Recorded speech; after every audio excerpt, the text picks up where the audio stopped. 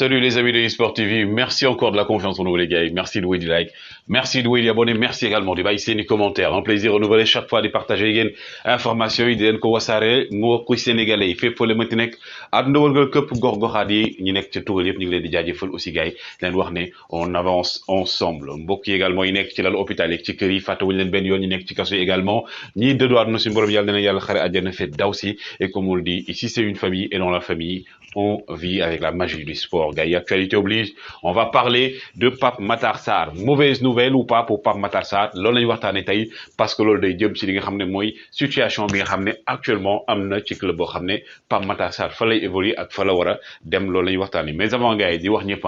Aïd Moubarak gars yi bal leen ñu ak bu wér a wér par rapport ak dérangement yi par rapport également saa su nekk ñuy dugg seen i kër sans tàggu leen ngir jox leen information ngeen ñu koy nangul di ñaan suñu borom yàlla na lañu ñun ñëpp boole baal mais ñu gudd fan wér ak wér la kattan ak mën-mën ñi nga xam dañoo feebar suñu borom yëkkati leen ñi nekk ci kaso yi suñu borom génn leen ñu dëdd àdduna suñu borom xare leen àjjana fi daw si ñi nga xam ne également dañoo am torof suñu borom teggi leen seen torof mais surtout gars yi bu ñu fàtte chaque fois suñu frère Souleymane Sylla ak bépp doomu aadama bu nekk ci torof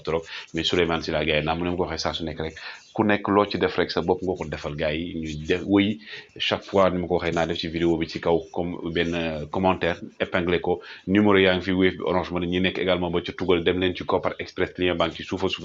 lu waay am rek jàppale ko ci fii ak le 28 mai la gars yi affaire yi bougé gul te dafa war a bougé en tout cas lii nag di image boo xam ne mooy ki nga xam ne mooy donc kii di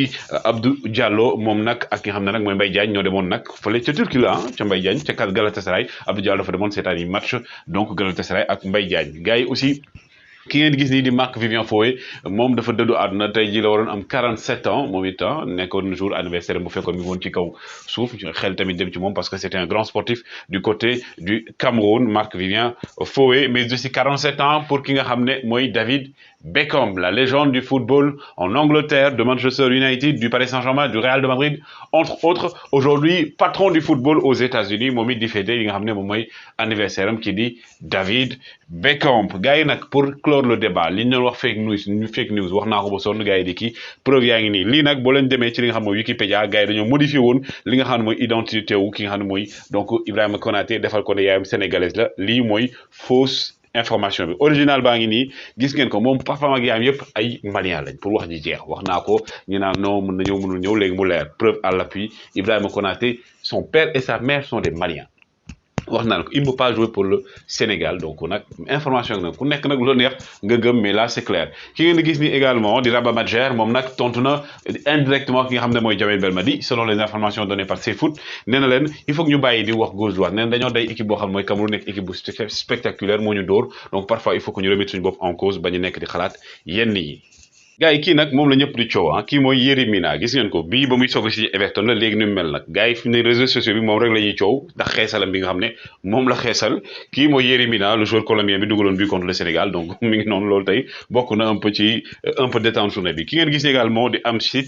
Amsic mi ngeen gis ni c'était l'ancien capitaine de Napoli moom nag dafa dem c'est Trabzonspor plutôt muy nekk la première fois muy gagné trophée bi mooy premier trophée bu muy gagné donc félicitations à lui également depuis 1984 le Trabzonspor gëjoon na jël li nga xam ne mooy championnat foofu noonu ca Turquie kii aussi kenn doon ko présenté André-Pierre Gignac nga xam ne c'est la troisième fois foofu noonu ca Mexique muy jël meilleur buteur le joueur des Tigres comme on les appelle là-bas donc Pierre Gignac aussi nekk koo xam ne à plus de 30 ans plutôt ngay nekk di dugal ba léegi nekk meilleur buteur donc c'est quelque chose d'exceptionnel.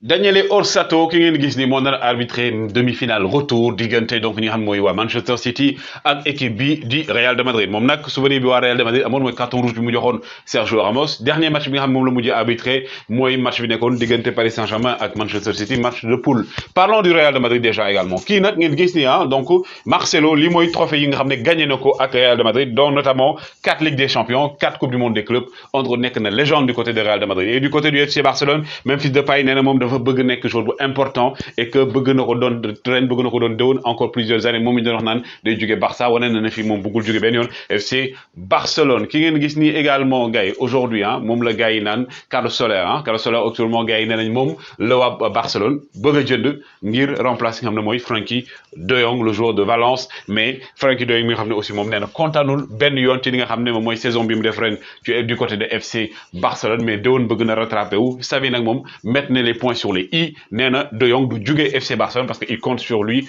pour l'année prochaine, pour la saison prochaine, donc loolu c'est clair. Donc polémique yeeg gars yi wu def rumeur yi et tout, en tout cas ça fait jusqu'à l'instant ne ñoom duñ ko bàyyi mu dem kii également di Jordi Alba.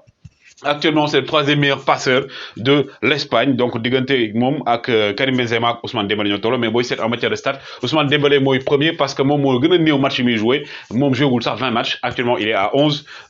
passes décisives kii nag di Mohamed Salah gars yi nee nañ actuellement le fait que signé wul ak Liverpool mi ngi inquiété gars yi parce que ñaari club ñi ngi si ginnaawam topp ko sam jamono ji muy donc du côté du FC Barcelone ak aussi du côté du Paris Saint-Germain loolu la gars yi tiit mais aussi gars yi je l'ai dit on va parler aujourd'hui de Pape Matar Sarr. Pape Matar Sarr, PMS, pour moi, c'est l'un des joueurs sénégalais les plus talentueux de sa génération. Beaucoup de gens qui ont football, sa génération, notamment au milieu de terrain, et de femmes particulièrement pour moi, bataille exploité au niveau du Sénégal, moi, c'est tir. Pape Matar Sarr, de faire signer d'ao contrat avec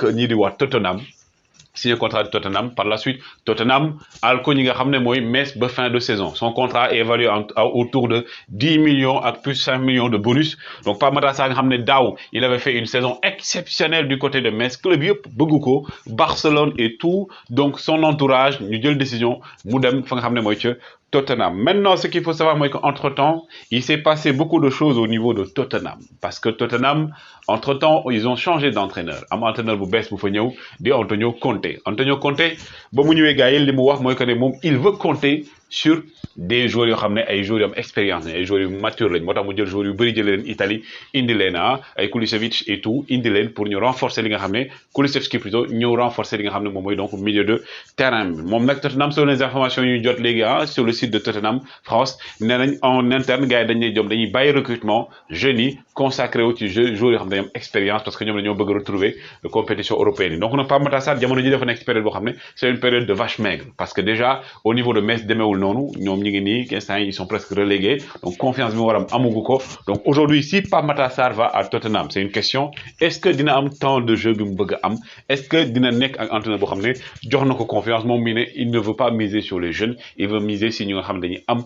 expérience pour mën a jouer li nga xam ne mooy championnat bi déwul ak compétition yi nga xam ne bëgg nañ fa dem. Donc pour Pape Matar Sarr aujourd'hui ce qu'on peut dire mooy que il est jeune xale la demagul fenn donc aujourd'hui il a une certaine progression boo xam ne mi ngi ci ba léegi ba tey il peut évoluer et tout maintenant problème mooy est-ce qu'il aura assez de temps de jeu pour évoluer du côté de Tottenham au vu de la situation actuelle on ne va pas dire que c'est impossible duñu wax ne c'est pas possible mais connaissant ki nga xam ne Antonio Conte tey ni muy faree jouer il n'aura pas beaucoup de temps parce que Conte dafa bëgg ñëw def résultat sauf si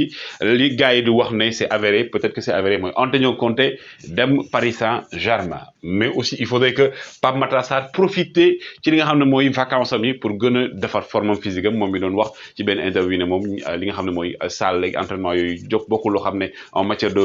physique presque kiiw ko donc quand je dis physique mooy corpulence bi tout donc loolu nekk loo xam ne da ko war a liggéey parce que Tottenham c'est en Angleterre compétition yi ca Angleterre dafa nekk compétition bu relevé il pourra aussi s'appuyer sur des anciens comme yi nga xam ne mooy ñoom Sadio Mané entre autres mais Pape Matar Sarr a beaucoup à faire et à l'heure actuelle ce n'est pas possible au niveau de Tottenham. Maintenant, comme on dit, c'est un jeune Mohamed, il est en phase de progression, donc mon aura adapté. Mais encore, je dis et encore une fois, Pape Matar Sarr aura besoin de retrouver sa confiance parce que diamono dit avec Metz, ce n'est pas forcément ça. Metz dafa nekk fi goutte boo xam ne donc ça ne peut faire plutôt, ça ne va pas en faveur de Pape Matar Sarr, mais comme je dis, il peut s'appuyer sur des anciens qui sont au niveau de la Premier League, mais tamit mën na gën a développer jeu en espérant qu'il aura une opportunité avec Antonio Conte et beaucoup amee mu saisir ko. Donc aujourd'hui, en tout cas, comme j'ai dit, au niveau de comment dire Tottenham en interne gars yi nee nañ ils vont privilégier déwoon jël joueur d'expérience donc jeunes yi xëy na moom lañ koy yóbbu mu nekk ci li nga xam mooy centre formation wala équipe baby et tout en tout cas il aura sa chance et on lui souhaite bonne chance en tout cas gars yi woy leen di like woy leen di abonner toujours un plaisir de vous servir bu leen fàtte suñu frère Souleymane Sylla